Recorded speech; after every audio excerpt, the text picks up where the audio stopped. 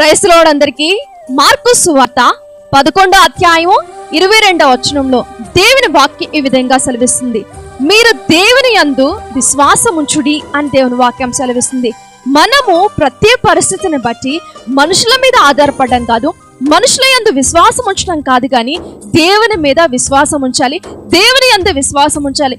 దేవుడే ఏదైనా చేయగలుగుతాడు కనుక ఆయన మీదే మనం గురి నిలుపుకోవాలి, ఆయన యందు విశ్వాసం ఉంచాలి. ఆయన ఏదైనా ఉన్నది లేనట్లుగా, లేనిది ఉన్నట్లుగా చేయగల సమర్థుడు ఆయన మాత్రమే కనుక ఆయన యందు విశ్వాసం ఉంచితే మన పరిస్థితులన్నీ మారుతాయి, మన యొక్క అనుకున్న తలంపులన్నీ నెరవేరుతాయి. కనుక ప్రతి పరిస్థితిలో, ప్రతి విషయంలో ఆయన యందు విశ్వాసం ఉంచి మనం అనుకున్నది పొందుకుందుము గాక. ఆమేన్.